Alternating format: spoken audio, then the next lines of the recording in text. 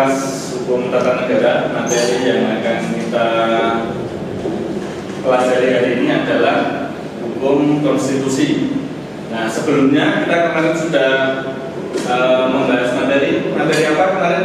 Sistem pemerintahan. Sistem pemerintahan. Sistem pemerintahan yang kemarin kita bagi itu ada dua. Apa? Ada yang tahu?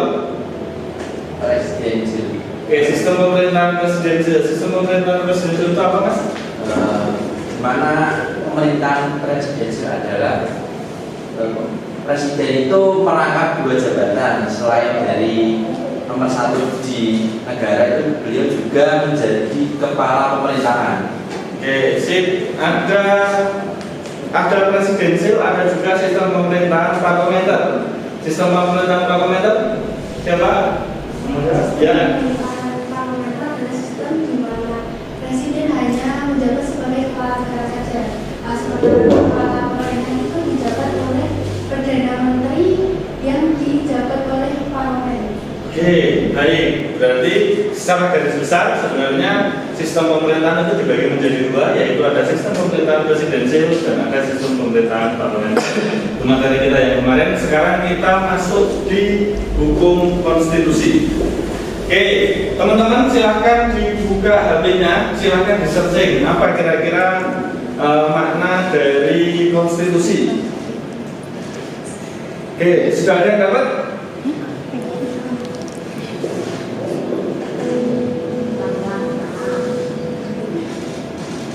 Belum? Oke. Jadi setelah saya searching tadi, saya temukan bahasanya suatu konstitusi merupakan sekumpulan aturan dasar yang mengatur sebuah tatanan suatu ketatanegaraan dari suatu negara. Oke, itu ada. Ada. Ya. Nah, ada lagi yang sudah dapat?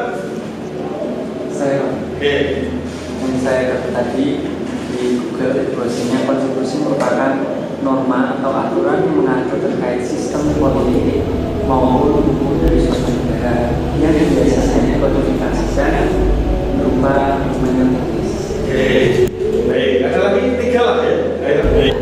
Tadi saya searching dan itu konstitusi itu merupakan hukum dasar yang dimiliki suatu negara yang mengatur sistem pemerintahan antar pemerintahan dengan lembaga negara. Oke. Baik.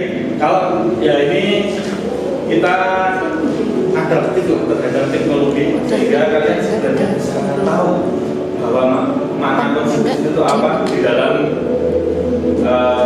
teknologi. Ya, kalau kalian pakai googling ya nggak masalah, pakai AI juga nggak masalah. Tapi yang jelas ketika kemudian kita berbicara konstitusi sebenarnya ada definisi-definisi yang diungkapkan oleh para pakar. Nah, cuman permasalahannya adalah apa yang kemudian nanti kita gunakan atau mengapa kita menggunakan konstitusi ini dalam bernegara. Itu yang paling penting. Kenapa? Karena salah satu tujuan dari negara itu sebenarnya adalah mereka sudah mendapatkan kekuasaan yang diberikan oleh masyarakatnya. Tapi ketika kemudian kita berbicara kekuasaan ini diserahkan kepada negara, maka negara akan memberikan kembali kepada rakyatnya. Nah, kalau tidak ada konstitusi, maka kekuasaan yang kita berikan itu akan sangat rawan penyalahgunaan. Nah, sehingga apa yang kemudian feedback balik kepada rakyat itu tidak akan pernah mereka dapatkan. Misalkan begitu kemudian kita nggak punya konstitusi atau norma dasar dalam bernegara atau aturan main dalam bernegara, maka yang terjadi adalah nanti penguasa atau siapapun yang menjalankan kekuasaan itu tidak mengembalikan itu kepada masyarakatnya, sehingga yang terjadi adalah muncul sistem pemerintahan yang kemudian otoriter, muncul penyalahgunaan kekuasaan dan lain sebagainya yang kemudian pada akhirnya akan merugikan rakyat. Nah, maka ketika kemudian kita berbicara konstitusi di sini, ini berasal dari mana? Berasal dari absolutisme kekuasaan yang dipegang oleh penguasa yang kemudian tidak digunakan untuk rakyatnya, sehingga kontrol adanya konstitusi itu adalah untuk mengontrol supaya penguasa itu nantinya mereka akan menjalankan kekuasaannya sebagaimana mestinya dan itu akan digunakan pada rakyat. Itu tujuan daripada konstitusi. Konstitusi konstitusi itu klasifikasinya dibagi ada beberapa hal, tapi yang kemudian paling penting adalah ada pembagian bahwa klasifikasi konstitusi tertulis atau tidak tertulis. Sehingga ada negara-negara yang kemudian konstitusinya itu dibutuhkan secara tertulis, tapi ada beberapa negara yang kemudian konstitusinya tidak tertulis. Untuk klasifikasi konstitusi yang tertulis itu hampir semua negara akan menggunakan itu, sehingga teksnya memang ada. Cuman kalau kita bicara dengan konstitusi yang tidak tertulis, maka jangan dibayangkan kalau konstitusi ini lalu tidak ada tulisannya. Tapi dia ada, cuman konstitusinya itu kodifikasinya diambil dari nilai-nilai yang kemudian dulunya ada dalam sebelum mereka menjadi negara. Misalkan kita berbicara negara Inggris. Negara Inggris adalah salah satu negara yang kemudian nanti konstitusinya tidak tertulis. Kenapa? Karena peralihan dari kerajaan menuju negara itu mereka relatif adaptif, sehingga mereka masih menggunakan nilai-nilai yang kemudian ada di dalam kerajaan. Nah, untuk konstitusi yang ada di Indonesia, kita menganut konstitusi berupa wujudnya adalah Konstitusi Undang-Undang Dasar 1945. Konstitusi ini kita pakai sejak kita berdiri, tapi di dalam perjalanannya nanti akan mengalami amandemen, yaitu di tahun 99 sampai tahun 2002, sehingga banyak sekali aturan yang kemudian berubah di dalam Konstitusi Undang-Undang Dasar kita. Sekalipun namanya akan tetap Undang-Undang Dasar 1945. Nah, ini tampilan dari konstitusi negara kita. Oke, ini adalah materi yang ada di dalam konstitusi negara kita, sehingga nanti pembahasannya kemungkinan kita akan membahas ini mulai dari bab 1 sampai bab 16, dan nanti di 16 ada bagaimana kemudian kita merubah Undang-Undang Dasar di pasal 37. Nah, ini adalah isinya, tapi ini memang sudah saya jadikan simpel, karena memang nanti kalau misalkan kita bicara bentuk kedaulatan dari pasal 1, nah itu ada 3 pasal, ada 3 ayat. Misalnya di pasal 1 kalau kemudian ada 3 ayat, di bab 2 juga itu berkaitan, yang kuning ini berkaitan dengan kelembagaan negara, tapi yang putih itu nanti berkaitan dengan umum sebenarnya.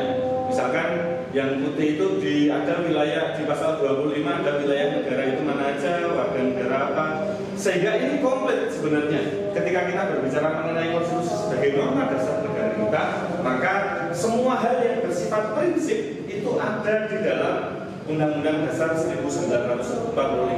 Hak asasi manusia, hak warga negara, agama, pertahanan, kemudian pendidikan dan kebudayaan, perekonomian, semuanya kita rangkum di sini secara prinsip, sehingga semua aturan yang ada di Indonesia tidak boleh bertentangan dengan Undang-Undang Dasar. Makanya kita punya Mahkamah Konstitusi yang kemudian sebagai lembaga yang kemudian legal untuk menginterpretasi konstitusi supaya aturan-aturan di bawahnya nanti tidak bertentangan dengan konstitusi.